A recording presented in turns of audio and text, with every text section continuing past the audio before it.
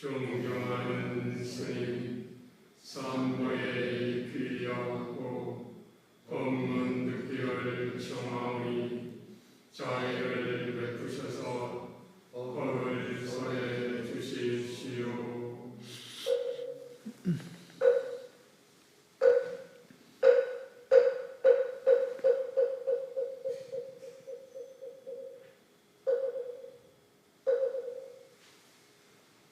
나무석가 문이불.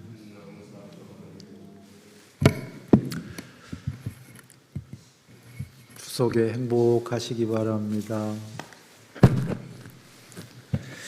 오늘 이거 아직 갖고 계신가요? 너 놓으셨나?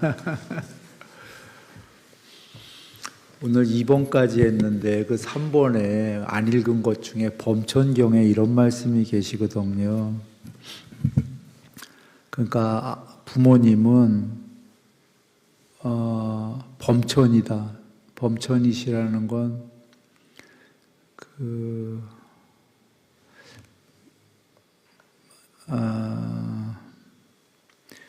신들의 왕이신 거죠. 그냥 신도 아니고 아버지 신이에요. 유일자. 부모님은 그런 분이다라는 거고, 최초의 스승들이시고 고대의 신들이시다 라는 거죠. 무슨 이유인가? 이유가 있겠죠. 그냥 무조건 범천이셔 이런 게 아니라, 부모는 참으로 자식들에게 많은 것을 하나니 키워주고 먹여주고 가르쳐 주신다. 이렇게 계시고, 그 밑에는 이제 개송, 시루 읊으시는데, 연민을 가지시기 때문이다. 이렇게 돼 있어요. 그러니까 부모님은 먹여주고 키워주고 가르쳐주고 연민을 갖는다.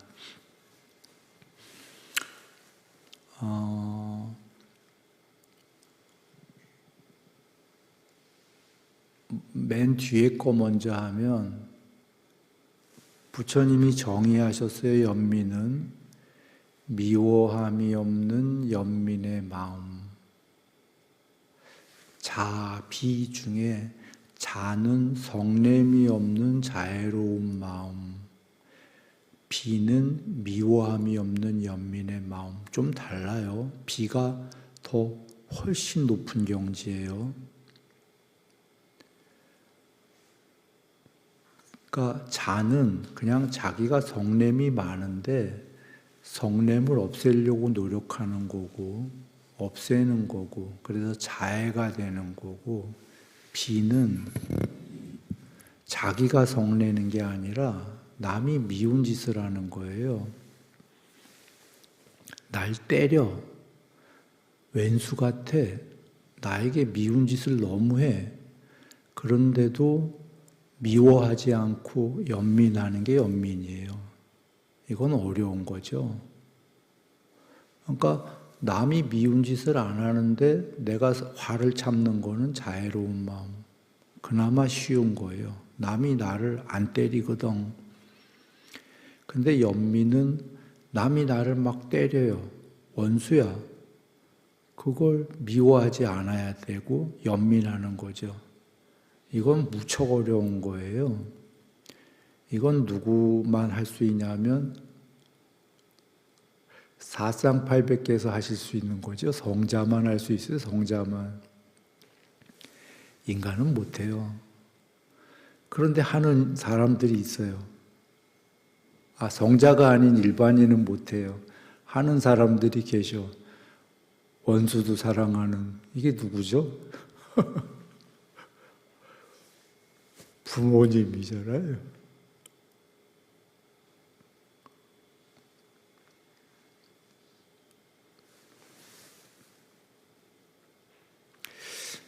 내가 눈물이 좀 많아요. 원래가 미안합니다.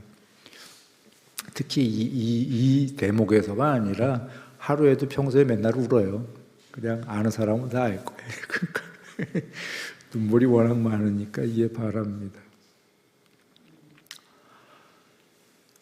그러니까 보통 사람들도 모든 부모가 그러진 않아요. 어떨 때는 일부의 아주 일부의 부모는 이상한 부모도 있어요. 그런데 부모 중에는 그 일부가 오히려 독특한 부모야. 이상한 부모가. 대다수의 부모는 미운 짓 해도 자식이 화내지요. 화도 내고 막 어떨 땐 욕도 하고 할 수도 있지만, 그래도 대다수의 부모는 그러다가도 자식을 지켜주지 않나요? 왼수라고 하면서도 미운 짓 하잖아요. 그런데 돌봐주잖아요. 그게 연민이에요. 그러니까 성자가 아닌 일반인 사람들 경우에서 유일하게 볼 수 있는 건 부모뿐이에요. 미운 짓 하는데도.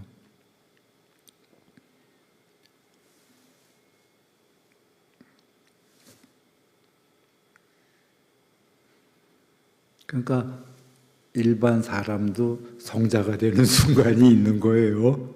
부모는 성자가 되네. 고부모가 그 가족 말고 다른 데 나가서 남이 나를 때려. 가만히 있나요? 화나지, 다른 사람한텐. 그 부모가 유일하게 화내다가도 계속 돌보는 사람들은 그 가족 안에서의 자식들이란 말이에요. 근데 그 부모님도 철없어, 사실은. 여러분이 그 부모님 나이 돼 보면 알아요. 뭐라냐면, 아유, 우리 부모님은, 아버지, 어머니는 되게 이때는 성숙하셨나 봐. 하지만 여러분이 그 나이 되면 어렸었다는 걸 알아. 되게 높은 나이 같잖아요. 그 나이 돼 보세요. 여러분 그 나이 돼도 아직도 철없는데 이러세요. 그래서 우리 아버님, 우리 어머님도 아직 이 나이에 철이 없었구나. 되게 높은 나이인 줄 알았더니 철이 없는데도 자녀에 대해서는 그렇게 해요. 다시 말해도 화도 내. 지지고 볶고 미운 짓 하니까. 그런데도 돌보는 분들은 부모님 뿐이다.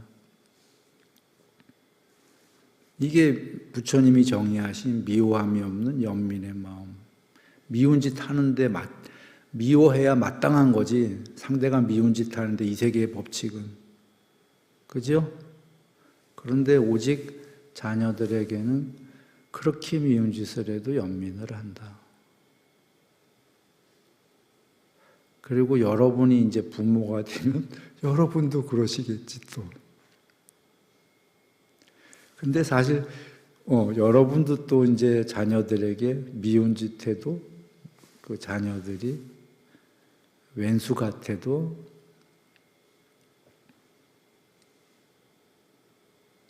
또 이제 연민을 해요. 그런데 또 부모는 이렇게 생각해야 돼요. 그 자녀들이, 그 부모님들도 여러분들도 젊었을 때는, 자녀였을 때는 또 왼수 같은 짓을 했을 거 아니에요? 부모님들한테. 그 어린 자녀들은 하고 싶은 일들이 많거든요. 뭘 몰라요. 부모님만큼 철이 안 들었어요. 세상 무서운지 몰라. 그리고 세상에서도 자유롭게 마음대로 해야 될 또 그런 게 있는 거예요, 젊은이들에겐. 도전해 보는 거죠. 그리고 비상식적인, 부모가 보기엔 비상식적이죠. 상식이 아닌데, 저건 아닌데 라고 생각해도 또 저질러 보는 게 젊은이들이고요.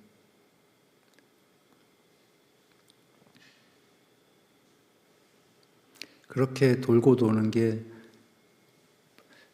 지금 부모는 자녀였을 때 철이 없었던 건데, 돌아가신 그 부모님으로부터 연민을 받았고, 이제 본인들이 부모가 되니 그 자녀들은 정말 철없어 보이는데 또 연민을 해야 되는 거고. 이렇게 하면서, 그러나 부모도 아직 철이 없지만 부모에게 기회가 온 거예요. 성자가 될 기회가. 개정에 공부 안 닦고 이렇게 성자가 될 기회는 부모밖에 없는 거예요. 원수인데도 연민하잖아요. 그 바람에 부모도 일반인인데도 성자가 돼버렸어요.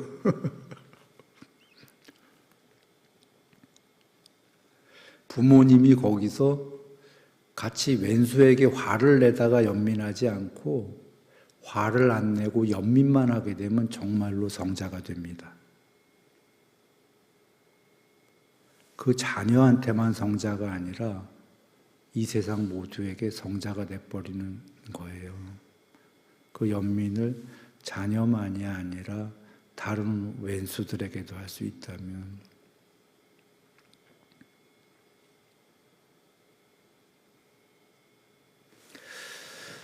그래, 이 3번에 그 경이 계셔서 얘기를 드렸고요.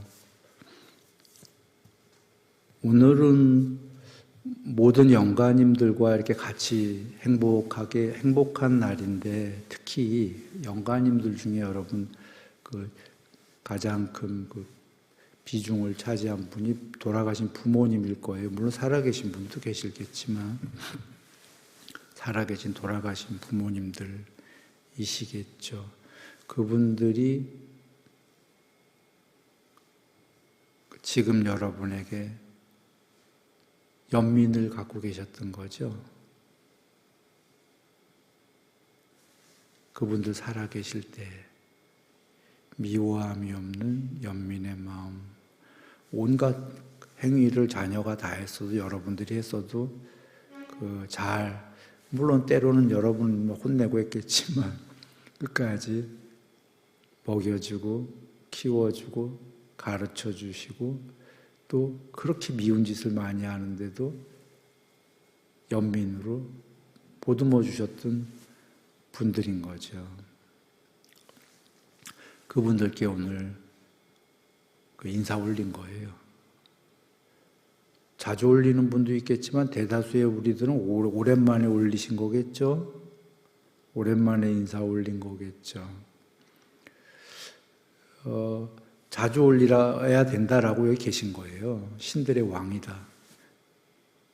스승이시다.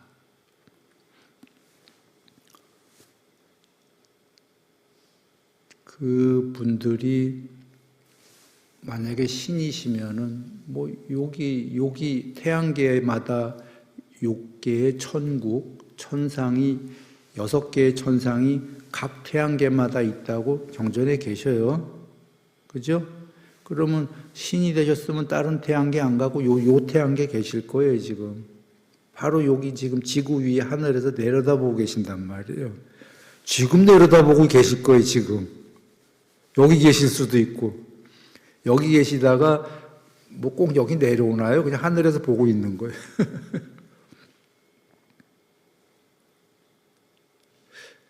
돌아가신 지 오래되셨으면은 안 보실지도 몰라도, 얼마 안 되시고 한 10년, 20년 안짝이면 이렇게 매년 보실 것 같은데,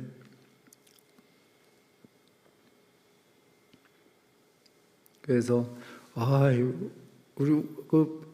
우리 아들, 우리 딸 보면 얼마나 좋으실 거예요.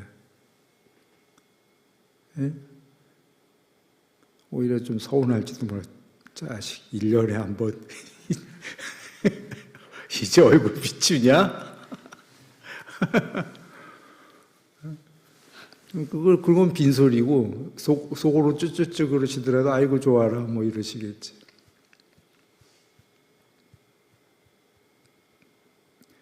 그런 게 없다라고 만약에 신들이 없다 이렇게 생각하는 사람들은 물론 그냥 지금 내가 하는 얘기는 의미가 없을 거예요. 근데 경전에 저번 본문에도 얘기했지만 여러분 뭐 아기, 축생, 신 그 위에 다 높은 존재들 다 계시고 윤회한다라고 경전에 계시죠. 그렇게 계시다면은 거의 지금 볼 확률이 많은 거지. 살아있을 때도 그 부모님이 자식 얼굴 보면 좋아하시잖아. 오랜만에. 그러니 얼마나 좋아하시겠어요.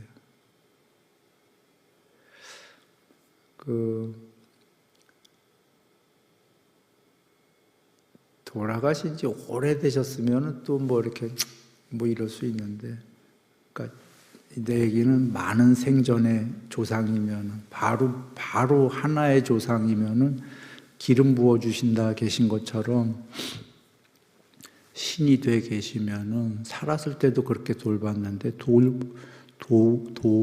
도우려고 하시겠죠. 도울 거고 그렇게 같이 있는 겁니다.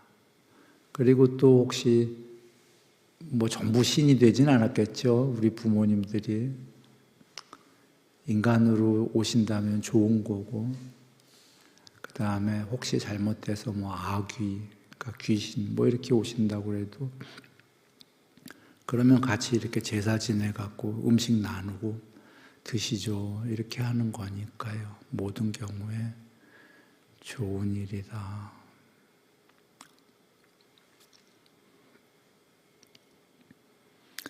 그리고 오늘 만약에 돌아가시면서 혹시라도 꼭은 아니고 하시고 싶은 분은 그 부모님 돌아가시고 뭐 이렇게 돌아간 분이 있다면은 부모님뿐은 아니고 뭐 가족들이 있겠죠. 한번 오늘 고마웠던 거, 돌아간 분에게 잘못한 거, 이 두 가지를 해보면 좋을 수 있습니다. 많이 좋습니다. 많이 좋은데 사실은 꼭 해봐라 뭐 이런 얘기는 아니니까요. 하고 싶으신 분만 하시면 되겠어요. 그러니까 살았을 때 쭉 돌아보아 갖고 감사했던 거, 내가 잘못했던 거, 뭐 이렇게 해보면 어떨까 싶습니다.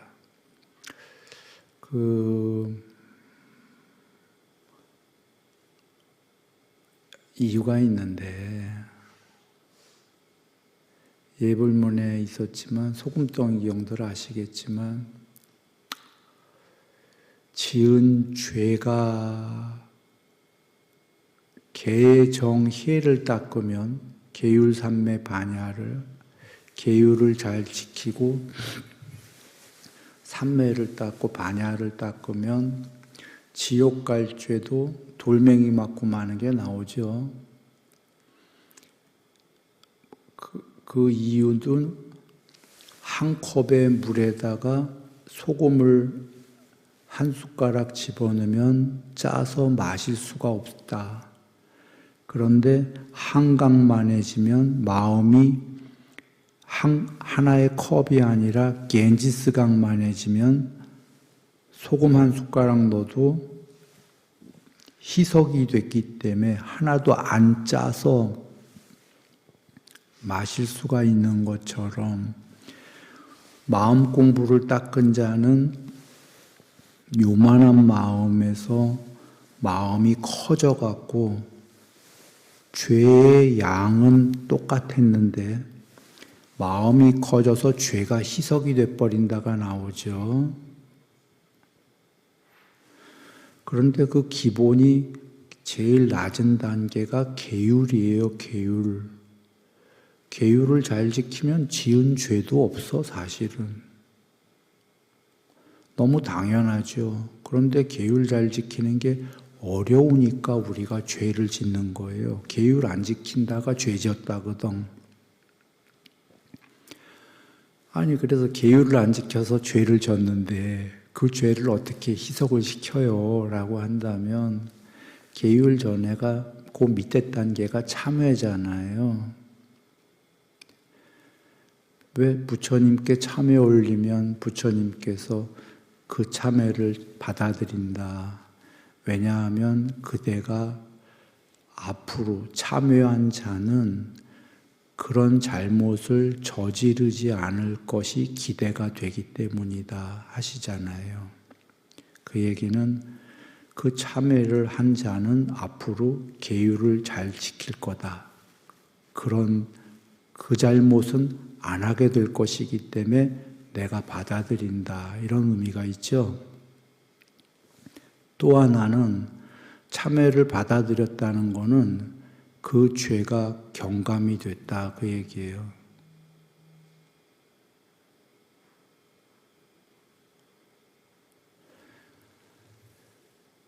그 죄가 내가 받아들인 거로 해서 너를 사해줬다라는 얘기예요. 일단은 집행유예 시켰다 그 얘기예요. 감옥 가서 1년, 2년 그 죄에 따라서 형벌이 1년일 수도 있고 죄가 크면 3년일 수도 있는 거를 죄가 없어졌다는 아니에요. 너를 그대를 집행유예 시켜줄게 일단은. 감옥에 안 집어넣는다. 참회 받아들였다. 부처님이 왕이시기 때문에 인간의 왕 얘기하는 거 아니에요. 모든 이 너머에 제일 궁극이시니까 참회를 받아들였다지 궁극이 아닌 분이 참회를 받아들이고 말고가 어디 있어요. 부처님이 참회를 받아들였는데 부처님이 낮은 존재면 염라대왕이 그래? 그대가 받아들였어도 나는 죄를 물을 거야 그럴 거 아니야. 부처님께서 내가 그대의 참회를 받아들였다면 그걸로 아무도 토를 못다는 거예요. 그런데 거기엔 크게 두 개의 의미가 있다 이게 하나는 제일 큰 거는 앞으로 그러지 마라. 그러지 않겠다고 그대가 다짐하지 않았냐. 참회가. 그 얘긴 거꾸로 참회 안 한 자는 앞으로 또 그러겠습니다와 같으니까 죄가 경감이 안 돼요. 전달되나요? 죄가 경감이 됐다. 어떤 의미로 그래서 다른 종교에도 회개하라, 천국이다 뭐 이런 게 있는 거예요. 가까웠다가 회개해야 간다. 돌아와서 돌아가신 부모님들께 감사와 잘못을 한번 해보는 게 어떻겠냐라는 게 그분들을 위한 것이기도 하고 하나는 여러분들의 죄가 경감이 될 수가 있다 그런 얘기예요. 부모님께 잘못했던 거에 부처님께서 받아들였다만큼 경감되지는 않을 거예요. 부처님은 절대의 궁극이시니까 받아들였다 하면 그걸로 그냥 집행유예 돼버린 거예요. 그런데 부모님이 절대자는 아니시죠. 그래서 그러나 보시라. 그냥 그분께서 지금 모르셔도 스스로 참회했습니다라면 죄가 어느 정도 경감이 돼요. 부모님께 잘못했던 게. 그런데 만약에 지금 보고 계신다 하늘에서 보고 계시는데 여러분이 그대들이 가다가 하셨다. 그러면 부모님이 어떻게 할까요? 보시고 계시다면 섭소한다 하실까요? 안 할까요? 받아들였다 하실 거야. 그러면 부처님은 아니시지만 받아들였다 하면 대부분이 경감이 될까요? 안 될까요? 대부분이 경감이 됩니다. 이유는 죄를 물을 사람이 없기 때문이야.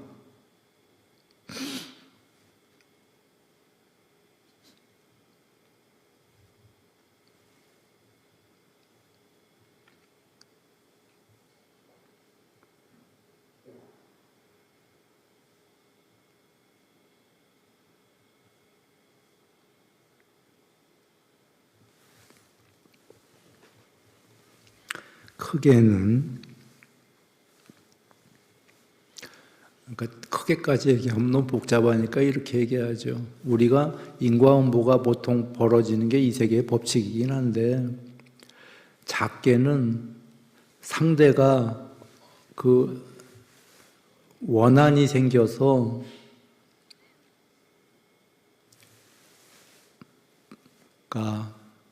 저항 대 저항이 생겨서 받게 되는 건데, 상대가 상대의 죄를 안 묻겠다 하면은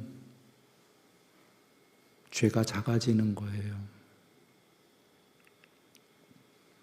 보통은 화가 나서 상대의 죄를 물어야 되는데 나는 너의 죄를 묻지 않겠다라는 거지. 그거 부모만 할 수 있는 거예요.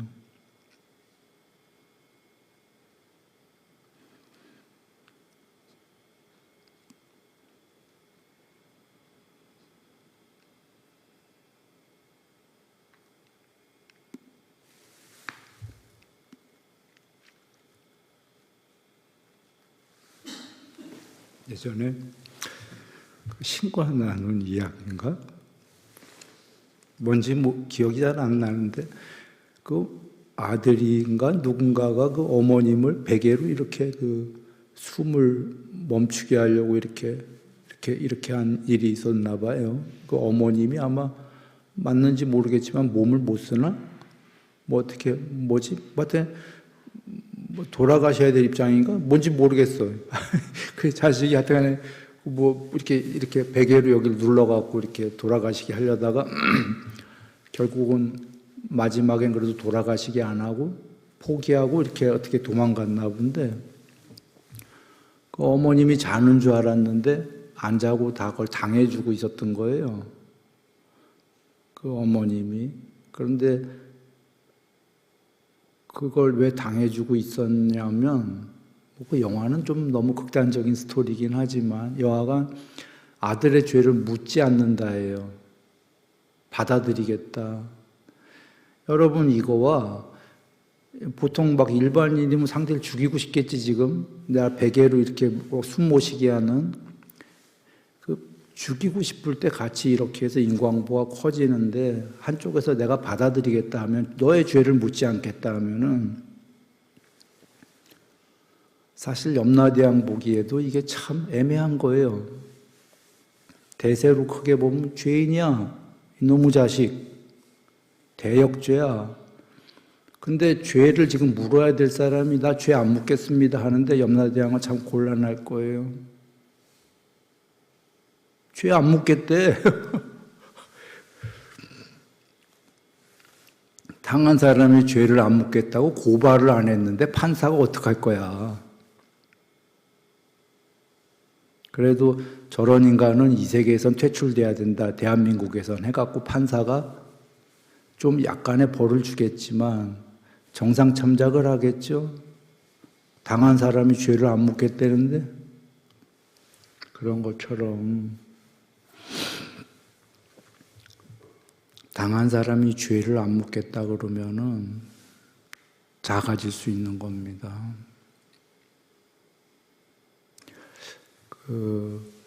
살아오다가 그래서 오늘 감사한 거와 한번 잘못한 거를 제일 가까운 부모님에 대해서 한번 떠올려 보는 게 어떻겠는가라고 얘기를 드린 거고, 기왕에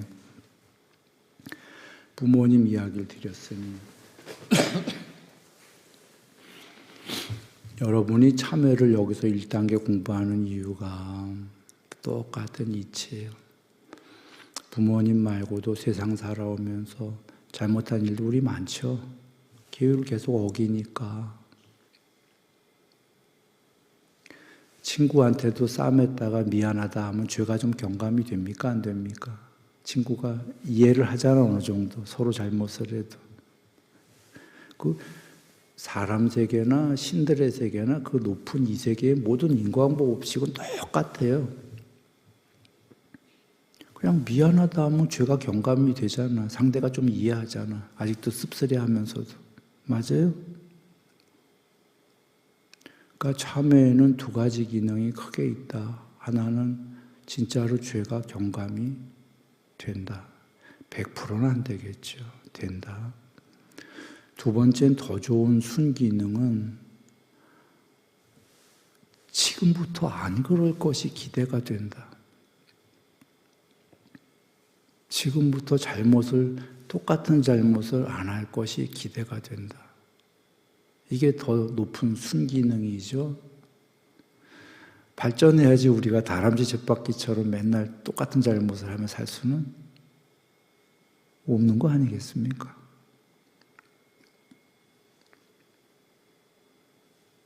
그래서 이런 얘기를 드렸습니다. 오늘